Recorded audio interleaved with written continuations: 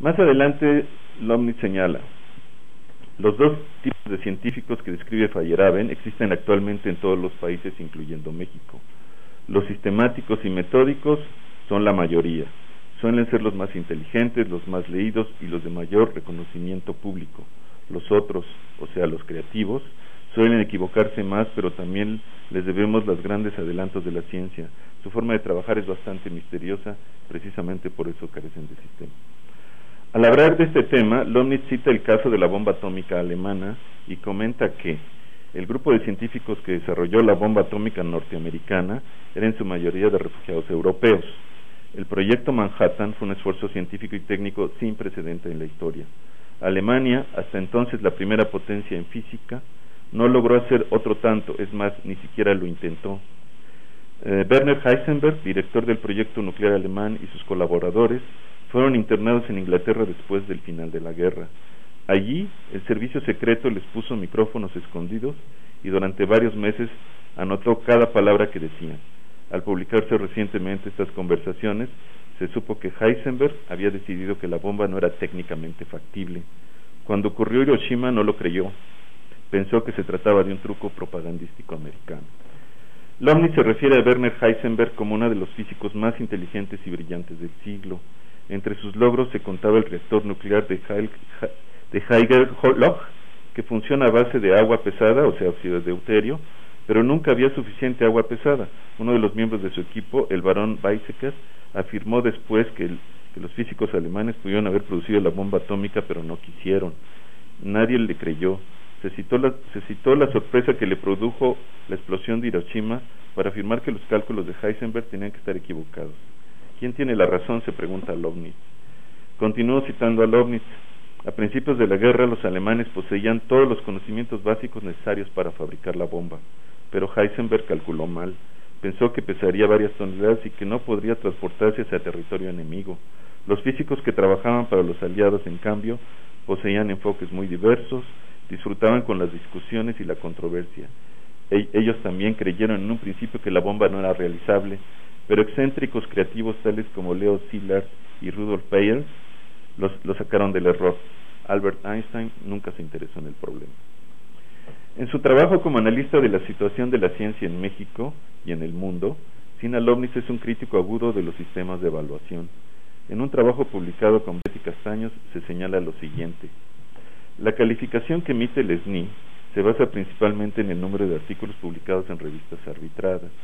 Las universidades suelen imitar el SNI para evaluar a su personal académico, pero los arbitrajes de las revistas se encuentran a cargo de pares seleccionados por un editor, inquisidores sin rostro que se esconden tras el anonimato. Con frecuencia estos colegas invisibles son competidores nuestros y sus opiniones no pueden ser calificadas de imparciales. El veredicto final sobre un trabajo científico se basa en varios arbitrajes y tarda muchos meses en llegar. Un rechazo prácticamente equivale a la prohibición de publicar, en especial cuando se trata de contribuciones innovadoras. ¿Por qué nos sometemos a estas calificaciones provenientes de los colegas de otros países donde no nos conocen y en un idioma que no dominamos a fondo? ¿No sería posible el trato que nos dan estos pares anónimos no fuera el mismo que suelen otorgar a sus propios connacionales? Si ello fuera cierto, ¿qué chapulín colorado nos va a proteger?, dice Lomnitz. Se sabe que en otros países abundan los críticos de los sistemas de arbitraje por pares. Es una institución que se tolera simplemente porque dos opiniones valen más que una. Cuando Lomnitz se refiere al problema de la fuga de cerebros de la ciencia mexicana, hace la siguiente reflexión cargada de sátira. En unas declaraciones recientes hechas a la prensa mexicana, Juan Enríquez Cabot, de la Universidad de Harvard, opina que hacen falta 5,000 mentes entrenadas para duplicar el Producto Interno Bruto de México. El doctor Enríquez es director del proyecto en la Universidad a las orillas del río Charles, que es un poco mi alma mater por su maestría que una vez obtuve de ella, dice Lomnitz. No son muchos los extranjeros que se ocupan de una cátedra en Harvard y Enríquez es uno de ellos, pero su declaración me parece que reviste toda la validez y autoridad del mundo, sobre todo porque concuerdo con ella. 5,000 cerebros pueden duplicar el Producto Interno Bruto de cualquier país, a veces con uno basta. El problema es que no siempre llegan a los puestos de toma de decisiones. Además, dice Lomnitz, ¿de dónde sacamos nosotros 5,000 cerebros superentrenados? ¿Cómo y dónde los ponemos a chambear?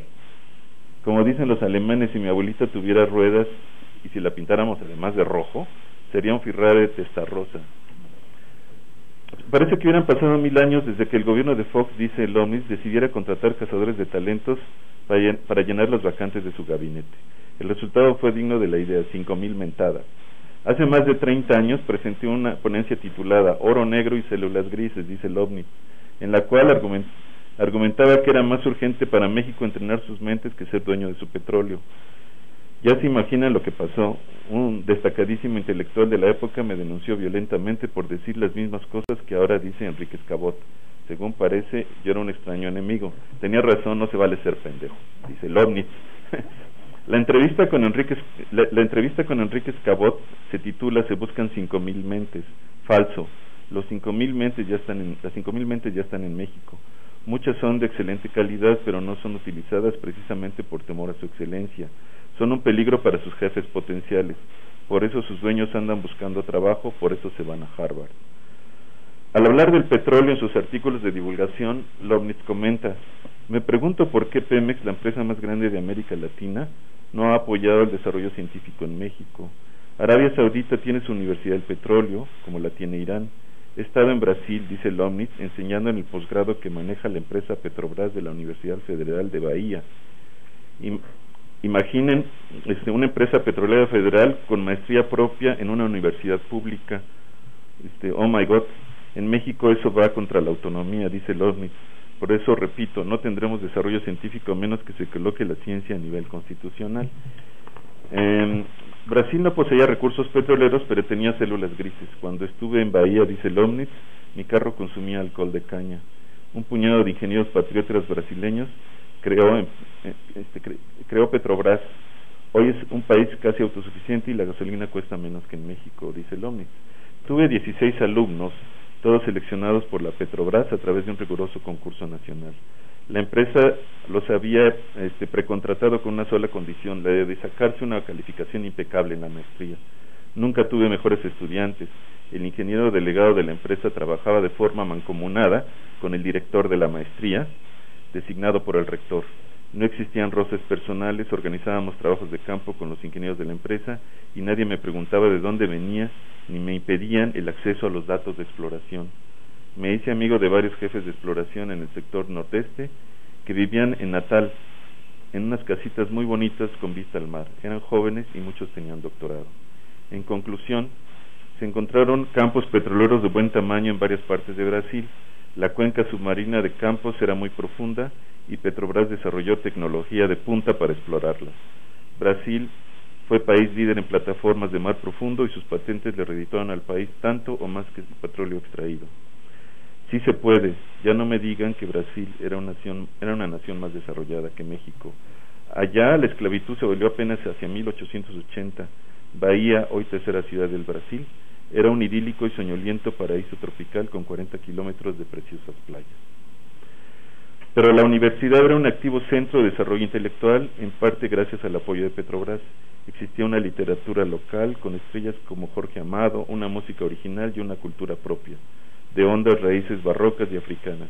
Es justo afirmar que el petróleo brasileño contribuyó vigorosamente al desarrollo de ese país. La diversidad de temas que aborda Lomnitz en su obra de divulgación se puede percibir, en estos temas se puede percibir una inquietud hacia todos los aspectos de la realidad mexicana. Así lo podemos encontrar disertando sobre el mito de la Virgen de Guadalupe y el debate sobre su origen, sobre el futuro del petróleo en México, sobre el corazón de Chalchihuite, sobre los grandes problemas de la educación en nuestro país, sobre asuntos de salud pública, sobre células madre. En todas sus aproximaciones a estos temas, introduce elementos de polémica, mostrando su típica agudeza y su sentido crítico. Estamos entonces aquí reunidos para honrar a un científico destacado, a un maestro, a un intelectual, que con su presencia en nuestra universidad ha enriquecido el entorno de superación y de inquietud intelectual. La trayectoria de Sina Lomnitz, su inteligencia, su creatividad y su calidez, es algo que nos ha inspirado a muchos de nosotros y seguramente inspirará a muchos jóvenes. Muchas gracias, Sina.